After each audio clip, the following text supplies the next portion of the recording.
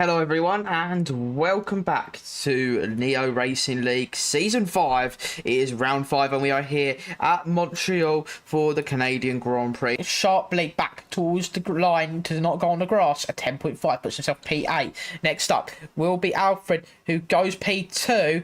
JPS, who goes P5, and then it'll be Formula Leon, who goes P4. Gary Gator goes fastest. Excellent job by him. But is that going to be enough? Because here comes Speed Queen, who's going to go to line. Alex Carrago also on a lap. What does Alex Carrago do? P2 for Alex Carrago. Is Speed Queen going to top it? Not quite.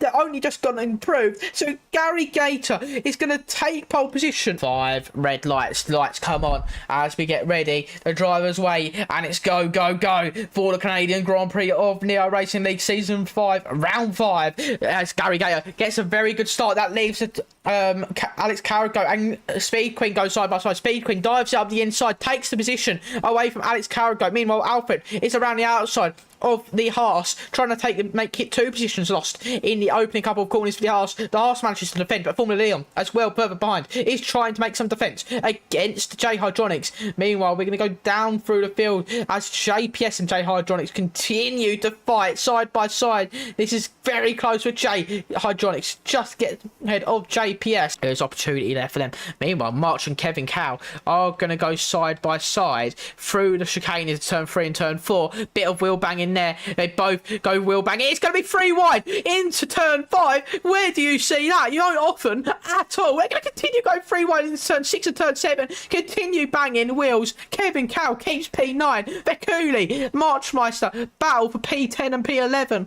But March just about keeping the position for now, because Bekuli's going to come flying back through with the ERS and take the move around the outside. Is that going to be enough for the Mercedes, who breaks later, makes the move stick into the point to positions? That's going to allow Marchmeister to be offline and allow L George to go back through into P11. Very good move from L George. A very good opportunity taken, but March is going to send it up the inside and try and defend that position. He says, no, you don't. I'm taking that position back. Thank you very much. Starting to struggle a little bit more in these intermediate conditions. In comparison, CW Johansson has retired from the session. That's caused a safety car. Speedway. Let's get going as we go through the hurricane. Gets a decent enough start, keeps it enough of a gap to J Hydronics. Alfred weaving in the background will try and get some form of temperature in their tyres. Meanwhile, Gary Gator is having to let someone back, David back through due to illegal overtakes. This has allowed a bit of a scuffle, a bit of a skirmish between the drivers behind him. Meanwhile, Gary is having to do some defending against Marchmeister. They're going to try and defend, and Gary does, but has damage, unfortunately, for the RB. How this race has turned on its head from lap 1. Massive collision into the wall for Gary, almost taking off more front wing. Hoping for the rest of his car is okay, but he carries on, but it's dropped down to P12. What has happened to Gary?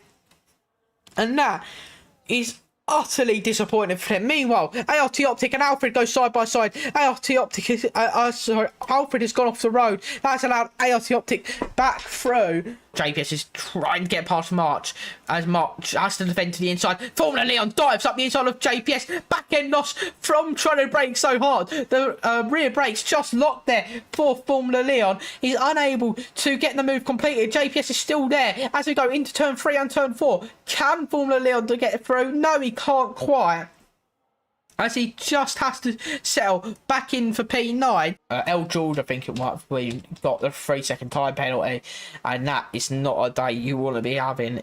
Another penalty you want to be adding to your total. JPS gonna try and defend against Formula Leon, but this time Formula Leon chooses the outside heading into the chicane. Is that going to be enough? Formula Leon trying to defend attack and just about gets by before the entry into the chicane. JPS having to concede. Unfortunately for Jay, he's going to run out of time unless Speed Queen makes some sort of horrendous mistake. Even if he overtakes the championship leader, Speed Queen looks to have this one very much under wraps in this, unless something severely goes wrong in this final lap of the race. Red Bull through into turn 3 and turn 4, just unable to do anything is to Sauber. Meanwhile, Alex Carrago, who is behind them, is currently sitting comfortably in P3. I don't think he has more than 3 seconds. He does not. So he is, well, actually, he is okay anyway. 9 seconds back is Alfred. Meanwhile, Vekuli and JPS are fighting into turn 1 and 2. JPS gets by for P8. Stays ahead in P8. Vekuli in P9. Gary Gators in P10 right now, but unable to get by. Meanwhile, J Hydronics will try and get underneath Speed Queen for one final time. One last gasp effort to try and get ahead of the championship leader, but there is nothing that the Sauber can do. Just one chicane, one breaking point left to go. Speed Queen going through towards the final chicane, takes the final chicane beautifully and up towards the line. Speed Queen wins in Canada. Speed Queen ended up holding on to that victory. J Hydronics in second and Alex Carragoat in third, with Alfred Vestergaard in fourth place as the highest finishing reserve. The second highest finishing reserve was Jay in ninth. Finishing out the rest of the points, Home Man, Optic, Generic Leon in a disappointing sixth, Marchmeister in seventh, Gary Gator in eighth, and Vakuli rounding out that top 10.